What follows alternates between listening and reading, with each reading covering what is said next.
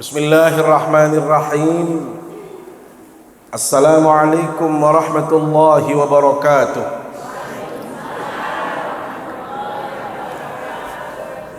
Alhamdulillahi rabbil alamin. Wal aqibatu lil muttaqin wa la udwana illa 'alal zalimin. Ashhadu an la ilaha illallah wa ashhadu anna Muhammadan 'abduhu wa rasuluh. Allahumma salli wa sallim wa barik ala sayyidina Muhammad wa ala alihi wa sahbihi ajma'in. Amma ba'du. Yang tiang hormati dan muliakan para alim, para ulama, para asatidzah, yang tiang hormati segenap pengurus masjid, yang tiang hormati pengurus majelis ta'lim, singkatnya hadirin hadirat jamaah yang dimuliakan Allah Subhanahu wa taala. Mengawali kajian kita pada sore hari yang penuh dengan keberkahan ini, saya ingin mengajak kita semua untuk senantiasa bersyukur kehadirat Allah Subhanahu wa taala. Karena dipastikan semua yang hadir di majelis yang mulia ini semuanya mendapatkan nikmat dari Allah Subhanahu wa taala. Ibu-ibu, ada yang merasa tidak mendapat nikmat? Ada? Kok sedikit yang menjawab? Ibu-ibu dapat nikmat apa tidak? Ada yang merasa masih tidak mendapatkan nikmat? Tidak ada. Bapak-bapak, saya ingin bertanya, bapak-bapak merasa mendapatkan nikmat atau tidak? Dapat nikmat apa tidak? Alhamdulillah. Bapak Ibu, jangan sampai membanding-bandingkan diri dengan orang lain. Kok dia dapat nikmat, saya tidak dapat. Kok dia begini, saya begini. Hati-hati. Tidak ada satupun makhluk Allah yang tidak diberikan nikmat oleh Allah Subhanahu wa taala. Jangankan makhluk yang namanya manusia, hewan sekalipun sudah dijamin rizkinya oleh Allah Subhanahu wa taala. Dalam surat Hud, Allah Subhanahu wa taala berpesan, "Wa ma min dabbatin fil ardi illa 'ala Allahi rizquha."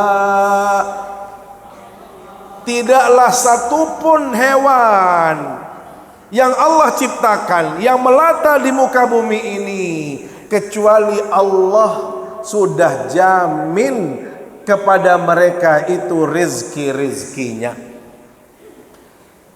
Pernahkah kita melihat bagaimana cacing, ibu-ibu, bapak-bapak, tidak punya yang namanya kepala seperti kita, nggak punya akal, nggak punya kaki seperti kita. Pernahkah mereka teriak kelaparan? Ada yang teriak, saya kelaparan. Ibu-ibu, bapak-bapak, semut, gayas yang ada di dalamnya lagi, semua itu sudah ada jaminan rizkinya. Padahal mereka tidak punya akal untuk berpikir, tidak punya telinga seperti kita untuk mendengarkan, tidak punya kaki tangan seperti manusia untuk berusaha. Tetapi Allah sudah jamin rizkinya. Apalagi yang namanya manusia. Kita ini diistimewakan oleh Allah Subhanahu wa taala. Di antara makhluk-makhluk yang Allah ciptakan, Allah sudah menegaskan, Allah sudah memberikan penegasan, walaqad karramna bani adama. Kami sudah muliakan anak Adam. Manusia itu dimuliakan oleh Allah Subhanahu wa taala. Apapun bentuknya, apapun budayanya, apapun jenis kelaminnya, yang namanya manusia itu sudah dimuliakan oleh Allah Subhanahu wa taala. Makanya Allah Subhanahu wa taala, Bapak Ibu, menegaskan di dalam Al-Qur'an ada dua tempat. Salah satunya di surat Al-Baqarah ayat 243 juga disebutkan, Innallaha ladzu fadlin 'alan nas walakinna aktsaran nasi la yashkurun. Innallaha ladzu fadlin 'alan nas. Sesungguhnya Allah sudah menjamin karunia, Allah sudah memberikan rezeki kepada manusia, tetapi Allah sendiri yang menjawab, memberikan penegasan Bapak Ibu, walakinna aktsaran nasi la yashkurun, tetapi kebanyakan manusia tidak pandai bersyukur. Maka mudah-mudahan kita yang hadir di majelis yang mulia ini tergolong orang-orang yang sedikit, karena tadi disebutkan kebanyakan manusia tidak pandai bersyukur. Maka mudah-mudahan kita yang hadir ini adalah bagian daripada yang sedikit tetapi pandai bersyukur kepada Allah Subhanahu wa ta'ala. Salawat serta salam selalu kita sampaikan ke hadapan baginda Rasulullah sallallahu alaihi wasallam. Jangan lupa untuk bersolawat. Jangan malas menyebut nama baginda Rasul SAW. Jangan sampai dalam keseharian ini tidak terucap solawat serta salam atas baginda Rasul Sallallahu Alaihi Wasallam. Terlebih lagi Bapak Ibu, malam ini malam Jumat, sebentar lagi besoknya itu adalah hari Jumat. Rasul Sallallahu Alaihi Wasallam sendiri yang memberikan penekanan, penegasan, inna min afdali ayyamikum yaumal jum'ah. Sesungguhnya hari yang paling mulia di antara hari-hari yang ada itu Bapak Ibu adalah hari Jumat. Bahkan dalam hadis yang lain disebutkan khairu yaumin tala'at fihi syamsu yaumul jum'ah. Sebaik-baik hari di mana matahari itu terbit itu adalah hari Jumat.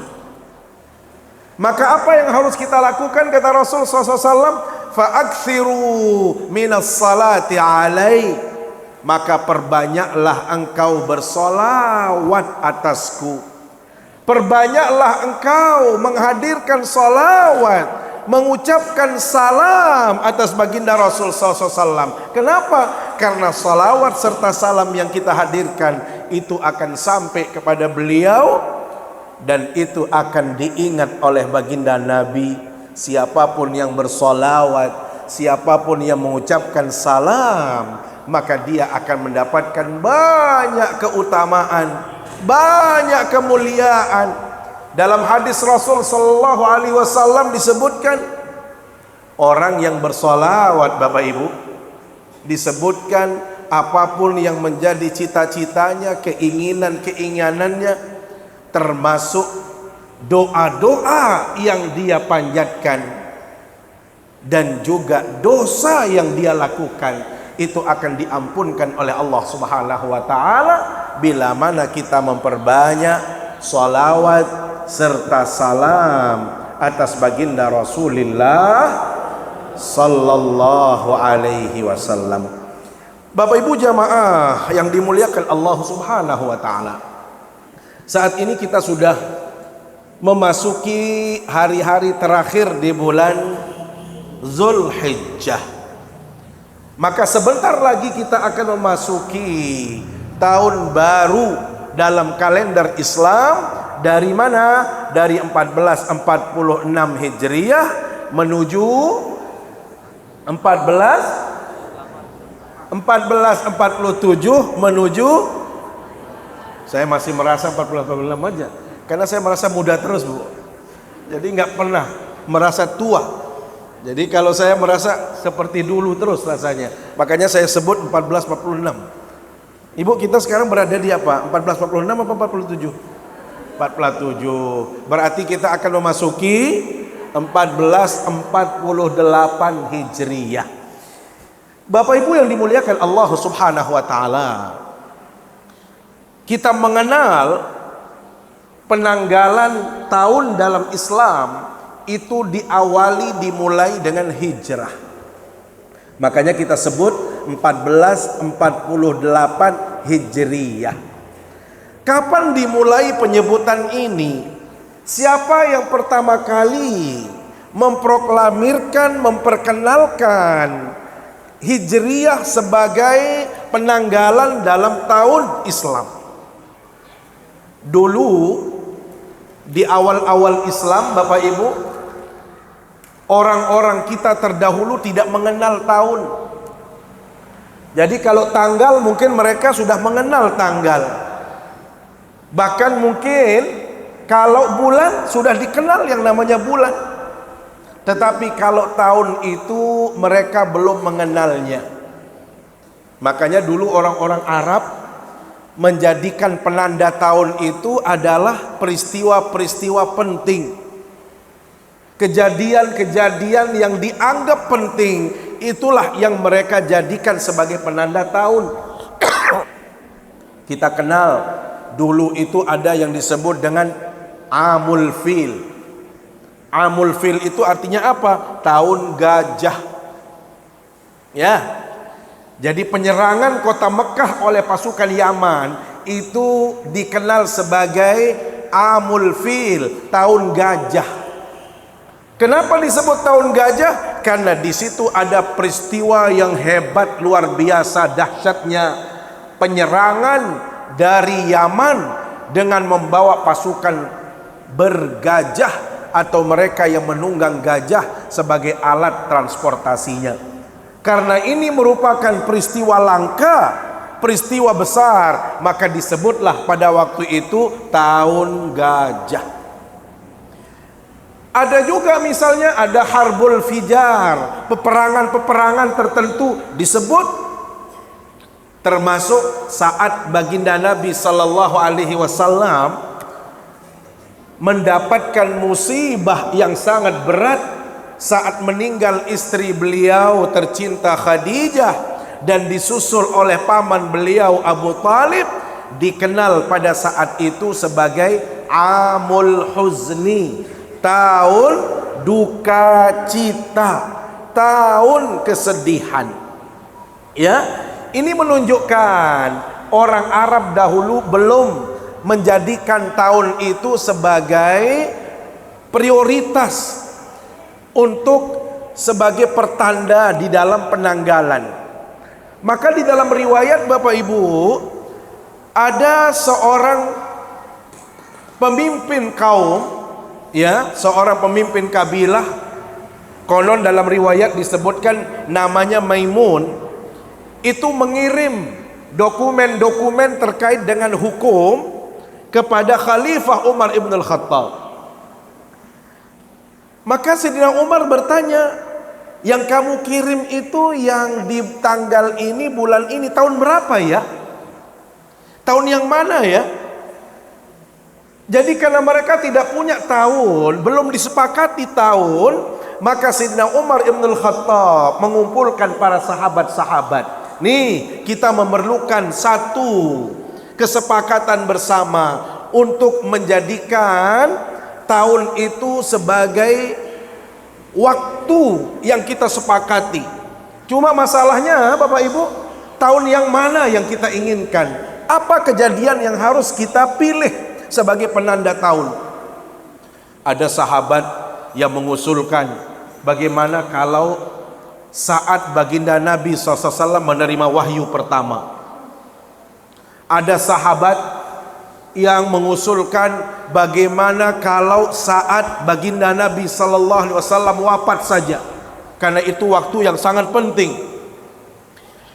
Maka dari sekian banyak gagasan Bapak Ibu, Sayyidina Umar ibn al-Khattab memutuskan untuk memilih peristiwa hijrahnya baginda Nabi Sallallahu Alaihi Wasallam bersama para sahabat dari kota Mekah menuju Madinah sebagai waktu atau sebagai penanda tahun yang disepakati pada saat itu. Maka lahirlah kesepakatan bahwasanya penetapan tahun di dalam Islam itu menggunakan hijrahnya baginda Rasulullah Sallallahu Alaihi Wasallam. Pertanyaannya Bapak Ibu, kenapa hijrah yang dipilih? Ada apa dengan peristiwa hijrah? Bapak Ibu, hijrah ini adalah tonggak. Kalau di dalam riwayat dijelaskan pemisah antara yang hak dengan yang batil, itu diawali dari hijrah. Kalau kita berbicara keberadaan umat Islam, keberadaan Islam, termasuk peradaban Islam Bapak Ibu, itu justru dimulai dari peristiwa hijrah baginda Rasulullah sallallahu alaihi wasallam. Sehingga kalau kita saat ini mengenal Islam, kita tahu umat Islam dalam jumlah yang sangat besar saat ini, maka itu bermula dari saat peristiwa hijrahnya baginda Rasulullah sallallahu alaihi wasallam dari kota Mekah menuju Madinah. Bapak Ibu yang dimuliakan Allah SWT, kenapa beliau berhijrah? Kenapa beliau harus meninggalkan kota Mekah? Padahal Mekah itu adalah tempat terbaik di muka bumi ini, tetapi beliau harus meninggalkannya. Bapak Ibu, kita tahu bahwasanya baginda Nabi sallallahu alaihi wasallam melaksanakan kegiatan dakwahnya itu kurang lebih 23 tahun. Di Mekah beliau melakukan itu semua tidak kurang 13 tahun lamanya. Di Madinah beliau melakukan dakwah, membina umat, menegakkan nilai-nilai tauhid dan keadilan, itu 10 tahun. Apa yang terjadi di kota Mekah dan bagaimana kota Madinah Bapak Ibu? Kita tahu dalam sejarah, saat baginda Nabi sallallahu alaihi wasallam melakukan dakwah di kota Mekah, orang Mekah itu justru menolak keberadaan baginda Rasul sallallahu alaihi wasallam. Orang-orang yang masuk kepada agama Allah itu mendapatkan tekanan yang luar biasa, persekusi yang macam-macam, bahkan intimidasi, baik itu secara fisik maupun non fisik, itu mereka dapatkan. Sampai-sampai embargo terjadi pada umat Islam selama umat Islam itu masih di kota Mekah. Maka situasi pada saat itu Bapak Ibu tentu tidak menguntungkan bagi umat Islam. Bisa dibayangkan orang-orang yang mengaku Islam, orang-orang yang percaya ke agama Islam, itu harus mendapatkan siksa yang luar biasa. Ibu-ibu bisa mendengar dalam sejarah bagaimana Bilal ibn Rabah, karena beliau itu beriman, maka beliau disiksa. Bayangkan kalau penyiksaannya hanya biasa-biasa saja, mungkin tidak masalah. Tetapi bisa dibayangkan beliau dibaringkan di padang pasir, di bawah terik matahari yang luar biasa, batu bebatuan pun ditaruh di atas punggungnya. Ini adalah akibat beliau beriman kepada Allah Subhanahu wa taala. Kita juga mendengar bagaimana ceritanya Ammar ibn Yasir. Juga kita kenal Yasir sendiri, bapaknya itu mendapatkan perilaku yang sama.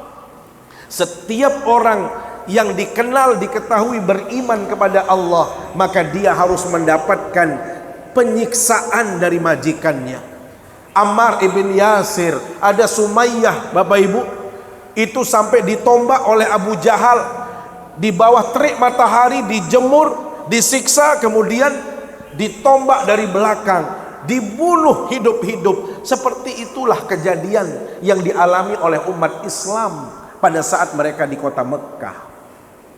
Belum lagi ada sahabat yang namanya Suhaib Ar-Rumi Bapak Ibu.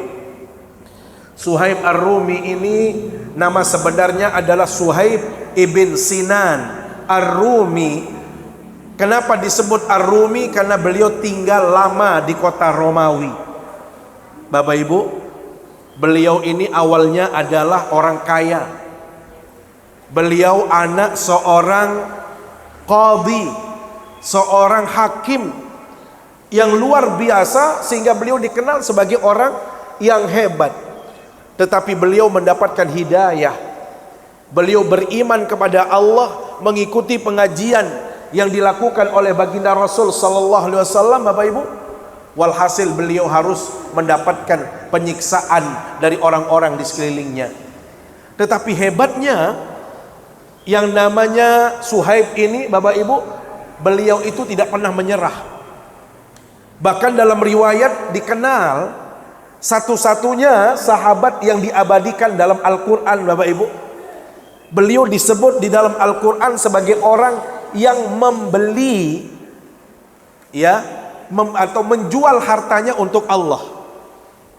Jadi membeli Allah lah kira-kira begitu, karena dia menjual hartanya. Ternyata beliau di kota Mekah itu dikenal sebagai orang kaya, karena usahanya yang terus-menerus beliau termasuk orang kaya. Saat beliau mau mengikuti baginda Nabi untuk berhijrah, Bapak Ibu, apa yang terjadi kemudian?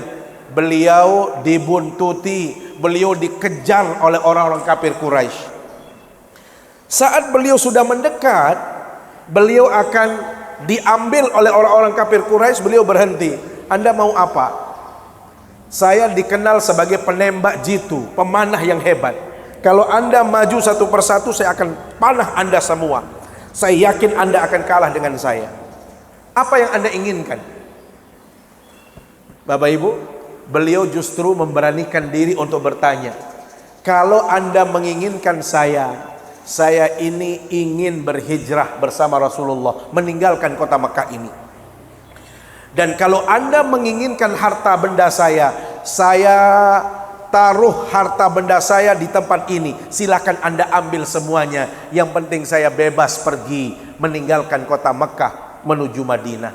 Apa kata orang-orang kafir Quraisy? Inilah yang kami tunggu. Karena dulu Anda datang dalam keadaan miskin, kemudian Anda berusaha di sini menjadi orang kaya. Sekarang saya inginkan Anda kembali miskin. Silahkan Anda pergi dari kota Mekah. Yang penting harta benda Anda serahkan kepada kami. Bapak Ibu, sampai baginda Nabi mendengar bagaimana ekspresi yang namanya Suhaib, bagaimana Suhaib itu mengeluarkan harta bendanya demi pergi hijrah ke kota Madinah, sampai baginda Nabi mengatakan, inilah harta yang paling baik, inilah harta yang paling menyelamatkan. Maka disebutkan dalam Al-Quran, Bapak Ibu, terkait dengan Suhaib ini, wa minan nas man yashri nafsahu ibtigha'a mardatillah. Di antara manusia, kata Allah, ada yang menjual diri dan hartanya untuk Allah. Maka yang dimaksud dalam ayat ini, kata ulama, adalah Suhaib Ar-Rumi. Dia habiskan hartanya, yang penting beliau selamat pergi berhijrah. Makanya Bapak Ibu, semua sahabat-sahabat Nabi yang berhijrah itu merelakan semua yang mereka miliki. Mereka tidak membawa sedikit pun harta benda yang mereka miliki di kota Mekah. Yang penting apa? Mereka bisa bersama Rasulullah sallallahu alaihi wasallam. Yang penting mereka bisa berhijrah bersama Rasulullah sallallahu alaihi wasallam. Makanya kita mengenal juga sahabat Abdurrahman ibn Auf. Bapak Ibu, orang-orang yang berhijrah ini tidak boleh meninggalkan membawa harta bendanya. Mereka wajib meninggalkannya di kota Mekah, sehingga mereka ini begitu datang ke kota Madinah, Bapak Ibu, tidak membawa apapun kecuali yang melekat di badannya. Makanya Al-Quran memberikan gambaran potret orang-orang yang berhijrah itu, Bapak Ibu. Kalau nanti dibaca ya, surat Al-Hasyr ayat 8 ayat 9. Surat Al-Hasyr itu menjelaskan, menggambarkan bagaimana orang-orang yang muhajirin, ya orang Mekah yang pergi ke Madinah. Allah Subhanahu wa taala berfirman, lil fuqara'il muhajirin alladzina ukhriju min diyarihim wa amwalihim. Lil fuqara', bagi mereka-mereka yang miskin, mereka-mereka yang fakir. Kenapa mereka fakir, Bapak Ibu? Karena mereka mau berhijrah. Syarat untuk berhijrah itu apa Bapak Ibu? Meninggalkan semua harta benda miliknya, barulah mereka pergi ke kota Madinah. Sehingga mohon maaf, yang tadinya seperti Suhaib yang kaya di kota Mekah, karena harus pergi ke Madinah, beliau harus meninggalkan harta bendanya. Abdurrahman ibn Auf punya harta benda di kota Mekah, karena beliau harus meninggalkan kota Mekah, berhijrah ke kota Madinah. Syaratnya adalah mereka itu harus meninggalkan harta bendanya. Jadilah orang-orang itu miskin semuanya. Jadilah mereka-mereka itu fakir semua. Bayangkan Al-Quran mengatakan fakir Bapak Ibu. Apa bedanya antara fakir dengan miskin? Kalau fakir itu Bapak Ibu, mereka yang sama sekali tidak berdaya, tidak ada pendapatan sama sekali, tidak ada akses untuk mendapatkan harta, tidak ada gaji dan lain sebagainya. Ini namanya orang fakir. Berarti mereka benar-benar dalam kondisi yang menyedihkan. Tetapi kalau miskin Bapak Ibu, orang itu tidak berkecukupan, tetapi dia masih ada jalan untuk menutup dirinya, untuk mencari rezeki. Ada jalan, walaupun kecil-kecilan dia jualan kecil-kecilan, ya, tetapi belum mencukupi kebutuhannya, terutama kebutuhan-kebutuhan yang besar. Tetapi subhanallah, beliau ada akses, ada cara untuk mencari rezeki. Bapak Ibu, yang menarik, orang-orang miskin ini, mohon maaf, orang-orang fakir, dalam hadis disebutkan orang-orang fakir ini mendatangi baginda Nabi sallallahu alaihi wasallam secara bergerombolan, secara berkelompok, seolah-olah mereka berdemo di hadapan baginda Rasul sallallahu alaihi wasallam. Tetapi demonya bukan merusak. Ingat, demonya bukan mau merusak, bukan mau membakar. Bayangkan kalau kita dulu baru demo di kantor DPR itu, Bapak Ibu, baru sebentar demo langsung merusak tempat-tempat fasilitas umum, rusak semua. Bahkan se-Indonesia kantor dewan itu rusak. Apa salahnya kantor dewan? Kira-kira yang rugi siapa? Yang rugi siapa? Kita semua. Kenapa? Karena kita bayar pajak. Yoh, Bapak Ibu bayar pajak apa tidak? Bayar. Saat Bapak Ibu misalnya belanja, ya, taruhlah misalnya belanja online, klik, begitu sebentar lagi datang, assalamualaikum, paket. Ibu-ibu kadang-kadang sehari berapa kali paket? Sekali, 2 kali, 3 kali, ya. Hati-hati, jangan main paket. Memang sekarang ini ibu-ibu rajin luar biasa, Pak Ilham. Alhamdulillah nggak banyak keluar, nggak ke mall, jarang ke pasar. Alhamdulillah. Tetapi ternyata lebih banyak penghabisannya. Jarang keluar, jarang shopping, tetapi barangnya banyak. Kenapa? Paket. Hati-hati. Jadi subhanallah Bapak Ibu, kita kalau berdemo, mohon maaf, selalu saja tujuannya mau merusak. Maka yang rugi itu adalah kita sendiri. Maka yang saya ingin gambarkan adalah bagaimana orang-orang miskin, orang-orang bahkan disebut fakir, karena mereka berhijrah, maka mereka datang kepada baginda Nabi SAW secara berkelompok. Dalam hadis disebutkan, Ja'a fuqara'ul muhajirin ila Rasulillah sallallahu alaihi wasallam. Dalam riwayat yang lain disebutkan, Dhahaba fuqara'ul muhajirin ila Rasul sallallahu alaihi wasallam. Apa kata hadisnya? Suatu ketika datang sekelompok orang-orang fakir, orang-orang yang tidak punya ini menghadap Rasulullah SAW. Untuk apa mereka mendatangi baginda Nabi? Untuk apa mereka menghadap baginda Rasul SAW? Bapak Ibu, mereka itu bertanya, mereka itu merasa kecil hati, merasa rugi kalau berhadapan dengan orang-orang kaya. Sehingga mereka bertanya di hadapan Rasul SAW, ya Rasulullah, zahaba ahlud dusur bil ujur. Ya Rasul, kata orang-orang miskin ini, enak jadi orang kaya. Alangkah nikmatnya kalau kita berpunya. Bapak Ibu, saya bertanya, enakan jadi orang kaya apa miskin? Enggak, ini enggak pakai kalkulasi apapun, enggak pakai jawaban perlu harus dirahasiakan. Mana lebih enak jadi orang kaya apa miskin? Kan kalau kaya miskin kan pernah kita rasakan kan? Kalau kaya belum kan? Kira-kira mana lebih enak? Miskin apa kaya? Kaya. Jadi kalau kita disuruh memilih bapak-bapak, mau pilih jadi orang miskin apa orang kaya? Hah? Ini nggak ada pilihan. Nggak mau miskin, nggak mau kaya. Saya nggak jelas. Kalau tiang disuruh memilih oleh Allah, Zainuri mau kaya apa miskin? Kaya ya Allah. Nggak malu-malu saya harus sebut, saya mau kaya ya Allah. Untuk apa kamu kaya? Pokoknya kaya saja dulu. Ya kan? Jadi orang-orang miskin ini datang menghadap Rasul sallallahu alaihi wasallam. Mereka miskin Bapak Ibu, kenapa? Karena meninggalkan harta bendanya di kota Mekah. Mereka miskin karena mereka berhijrah dari kota Mekah menuju Madinah, sehingga tidak membawa apapun dan tidak memiliki apapun sama sekali.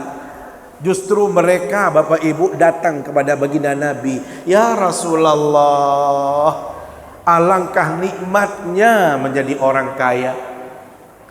Alangkah enak rasanya kalau kita menjadi orang yang berpunya ya Rasulullah. Baginda Nabi bertanya, apa enaknya jadi orang kaya? Bayangkan kata sahabat-sahabat Bapak Ibu yang dijelaskan oleh baginda Nabi SAW. Yusalluna kama nusalli wa yasumuna kama nasum wa yatasaddaquna bi fuduli amwalihim. Ya Rasulullah, kami yang miskin-miskin ini ya Rasul, sama dengan orang-orang yang kaya itu dalam hal sholat. Coba yang kaya angkat tangan di sini. Siapa yang paling kaya? Paling kaya ibu ya. Berapa rakaat sholatnya kalau zuhur?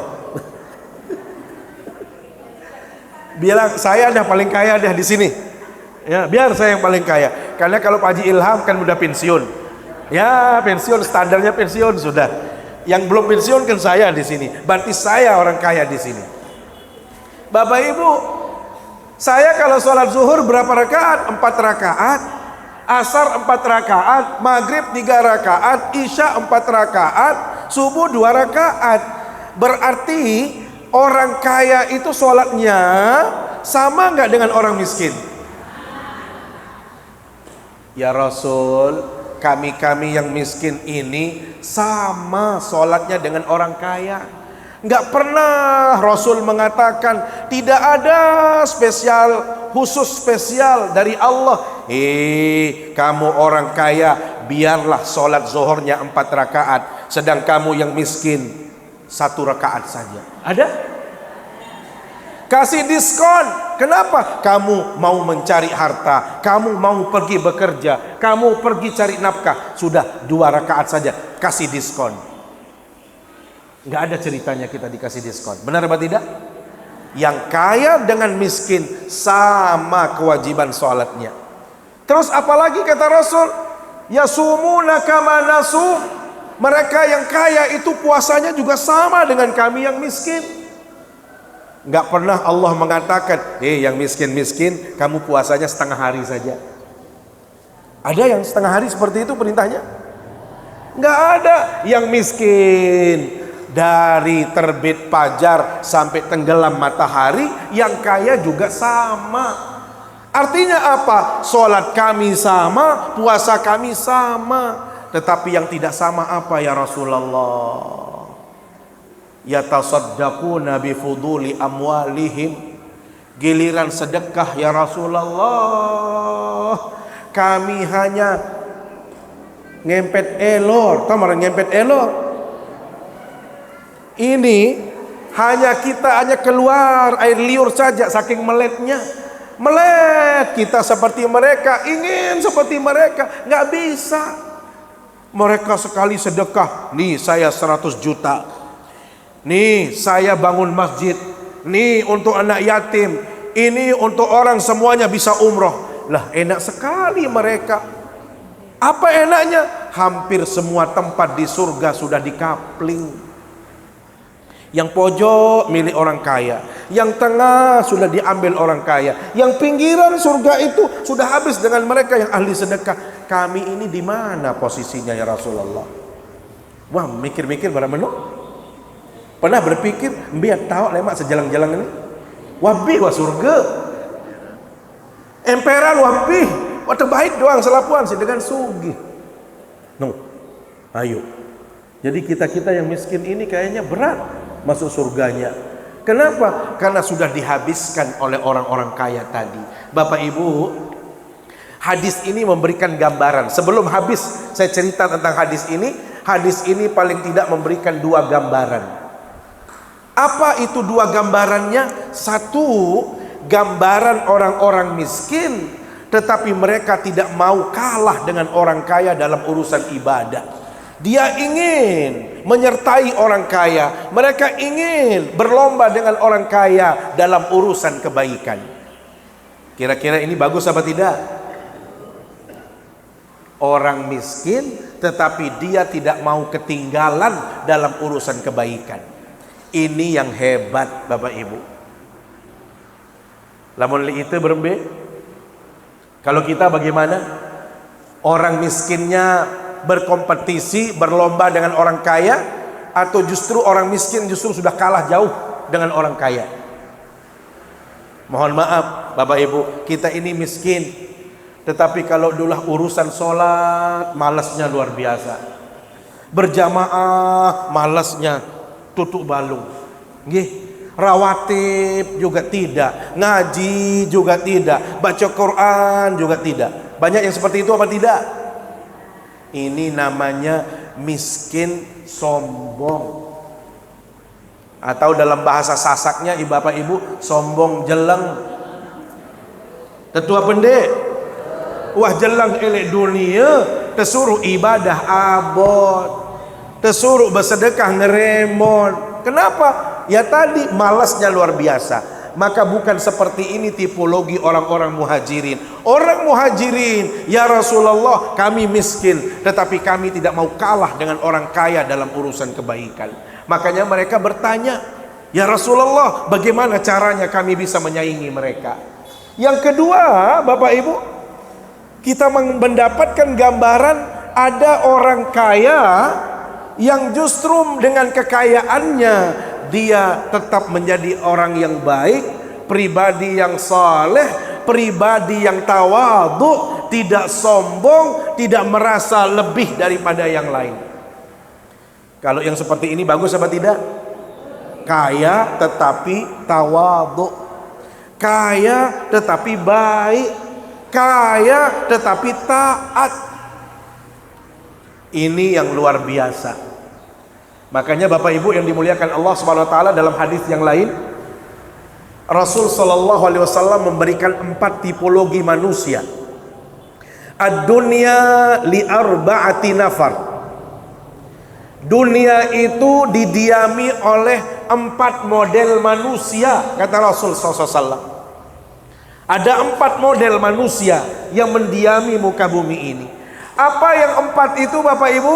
Yang pertama, abdun razaqahullahu ta'ala malan wa ilman fahuwa yattaqi fihi rabbahu wa yasilu fihi rahimahu wa ya'lamu lillahi fihi haqqa fahadha bi afdalil manazil.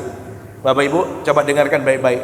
Yang pertama yang mendiami bumi ini, kata Rasul, ada seseorang yang dikaruniai oleh Allah harta dan ilmu secara beriringan, secara bersamaan. Orang ini kaya dan alim. Apa yang dilakukan oleh orang yang kaya dan alim ini Bapak Ibu? Fahuwa yattaqi fihi rabbahu. Dia taat kepada Allah, bertakwa kepada Allah. Wa yasilu fihi rahimahu. orang ini justru walaupun kaya, dia tetap menjalin silaturahim. Dia tetap cari tetangga, cari teman, cari sahabat, berbaur dengan orang lain. Padahal kayanya luar biasa. Wa ya'lamu lillahi fihi haqqa. Dia tahu hak-hak Allah yang ada dalam hartanya. Dia kasih zakatnya, dia keluarkan infak sodakohnya, dia ajarkan ilmunya juga kepada orang lain. Maka apa kata Rasulullah SAW, Bapak Ibu? Fahada bi afdalil manazil. Inilah tipe orang yang paling mulia di hadapan Allah Subhanahu wa taala. Siapa yang paling mulia tadi? Kaya dan alim. Yang kedua, Bapak Ibu, yang kedua adalah abdin razaqahullahu ta'ala ilman walam yarzuqhu malan. Ada orang yang oleh Allah dikaruniakan kepadanya ilmu saja, tetapi dia tidak diberikan harta. Ilmunya Masya Allah, alim, ilmunya banyak, keulamaannya dikenal, tapi dia nggak kaya, Bapak Ibu. Kenapa dia nggak kaya? Karena dia tidak berbisnis. Makanya orang alim itu ya standar kayanya juga Pak Haji Ilham ya biasa-biasa, nggak kaya-kaya amat gitu loh. Kenapa? Karena kita nggak berbisnis. Beda dengan Pak Haji Farid. Kalau Farid Amir memang beliau bisnis, ya. Tapi kalau para asatis itu ya paling bisnisnya ya kecil-kecilan. Tapi nggak bisa kaya-kaya banget. Kalau mau kaya itu bisnis, Bapak Ibu. Ya. Tetapi orang ini Masya Allah nggak dikasih harta yang banyak, cuma ilmunya yang banyak. Apa kata orang alim ini? Ya Allah, saya kalau dijadikan oleh Allah seperti dia, ya Allah, saya juga akan mengikuti jejak dia. Saya juga akan menjadi orang yang baik seperti dia, yang taat seperti dia, yang berbagi seperti dia, yang akan membangun silaturahim dengan orang lain, persis seperti dia. Apa kata Rasulullah SAW? Fahuma fil fadli sawa. Dua-duanya orang ini tempatnya adalah tempat yang terbaik. Jadi yang satu, yang pertama itu kaya dan alim, ini adalah yang paling utama. Yang kedua itu adalah hanya ilmu yang dia miliki, tetapi karena cita-citanya, keinginannya baik, maka dia sama posisinya dengan yang pertama. Yang ketiga, Bapak Ibu, yang ketiga ini adalah abdin razaqahullahu ta'ala malan walam yarzuqhu ilman. Yang ketiga ini adalah seseorang yang hanya diberikan harta saja, hartanya banyak, melimpah ruah, kekayaannya di sana sini, tetapi mohon maaf nggak alim, nggak punya ilmu dia. Yang terjadi kemudian apa? La yattaqi fihi rabbahu. Dia tidak taat kepada Allah. Dia sibuk cari harta, dia sibuk berbisnis, sholatnya nanti dulu, ngajinya nanti dulu. Pokoknya kalau urusan kepada Allah jarang dia lakukan. Ada yang seperti itu apa enggak? Ada. Wala yasilu fihi rahimahu. Karena dia merasa kaya, Bapak Ibu, dia jaga jarak dengan lingkungan, jaga jarak dengan masyarakat, nggak mau berteman dengan orang-orang biasa. Bahkan mohon maaf, tidak sembarang orang dia datangi. Kalau digobok-gobok di kampung, di lingkungan, dia nggak mau datang. Siapa yang ngundang sini? Oh, nggak mau. Kenapa? Di bawah saya.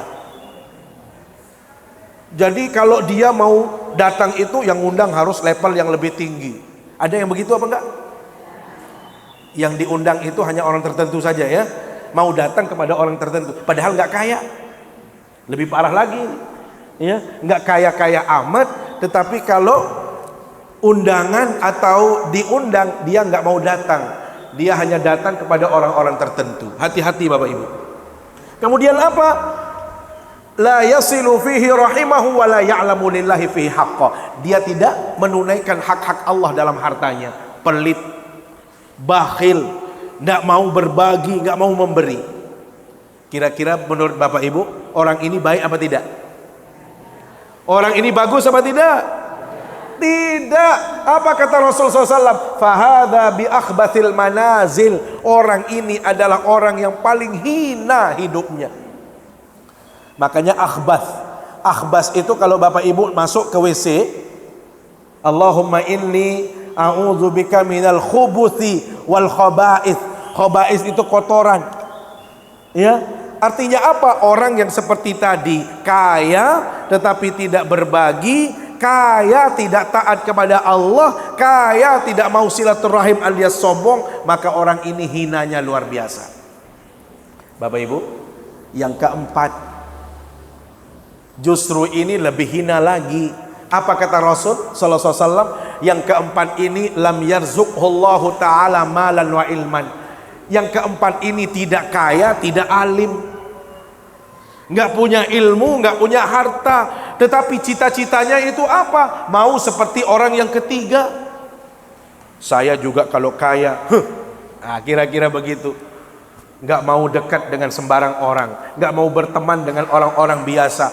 Saya juga tidak mau ibadah, atau saya tidak mau bersedekah dan lain sebagainya. Belum punya apa-apa, dia sudah cita-citanya buruk semua. Apa kata Rasulullah SAW? Fahada bi akhbathil manazil. Orang ini pun masuk dalam kategori atau kelompok orang yang hina tadi. Kira-kira Bapak Ibu pilih yang mana? Mau yang mana? Nomor 1 ya. Tetapi kalau tidak bisa nomor 1, paling tidak nomor 2. Artinya apa? Boleh saya miskin, tetapi cita-citanya adalah ingin seperti orang-orang yang kaya tadi. Jadi orang-orang muhajirin ini Bapak Ibu, dia miskin, tetapi dia tidak mau ketinggalan dalam urusan ibadah, dalam urusan kebaikan. Bapak Ibu, saat ini musim haji sudah selesai, jamaah haji sudah mulai balik dari kota Mekah. Kira-kira ada yang mau haji apa tidak? Ada yang mau umroh apa tidak? Masya Allah. Boleh saya nggak punya uang, tetapi saya juga ingin umroh. Kan begitu? Boleh saya tidak punya uang, tetapi Allah Maha Kaya, saya juga mau haji. Kan begitu? Kalau tiang sendiri sudah 7 kali haji. Alhamdulillah. Kemarin orang-orang nanya, nggak haji? Malu saya haji. Bukan nggak bisa haji, malu saya haji. Kenapa? Sedang banyak kegiatan-kegiatan di sini Bapak Ibu. Jadi kalau saya haji lagi nggak enak. Tapi tahun depan, kalau Allah berkehendak, saya bisa. Ibu-ibu juga mau? Kalau mau, mohon maaf, saya harus promosi. Itu ada orang yang baju kuning itu. Siapa itu namanya saya nggak tahu. Tetapi ternyata beliau ini orang Bank NTB yang bisa haji dengan nabung berapa? Buka rekening berapa? 100.000 bisa haji. Ah, tidak percaya saya. Oh, dapat porsinya. Bapak Ibu yang dimuliakan Allah Subhanahu wa taala, bahwasanya kita itu walaupun miskin tidak boleh kalah dengan orang-orang yang kaya.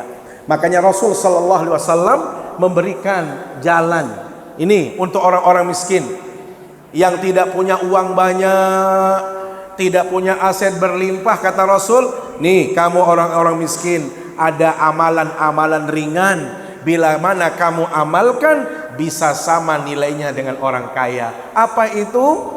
Bikulli tasbihatin shadaqah. Banyak-banyak mengucapkan subhanallah, itu bisa bernilai sedekah. Banyak-banyak mengucapkan tahmidatin alhamdulillah, itu juga sedekah. Banyak-banyak mengucapkan takbiratin Allahu Akbar, juga sedekah. Dan banyak-banyak mengucapkan tahlilatin la ilaha illallah, juga itu sedekah. Wa amrin bin ma'ruf wa nahyin 'anil munkar, mengajak orang ngaji, mengajak orang ke majelis ilmu, mengajak orang berbuat baik, itu juga sedekah, termasuk mencegah orang lain dari perbuatan keji. Termasuk, mohon maaf, ini sudah dewasa semua ya. Dewasa semua.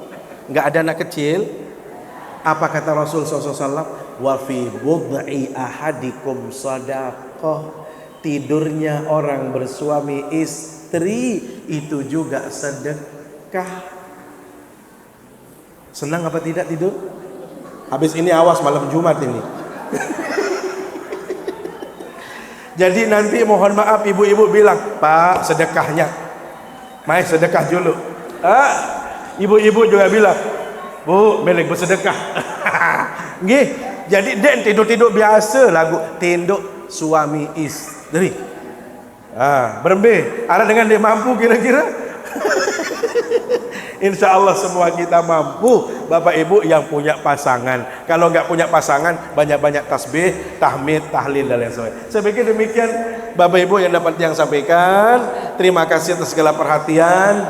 Mohon maaf bila ada yang kurang berkenan. Nggih. Bila ada hal-hal yang tidak baik, kata-kata yang kurang pas, kalau Bapak Ibu berminat nanti tolong tanyakan. Ada brosurnya kasih supaya ada nomor kontak yang bisa dihubungi kepada Bapak ya.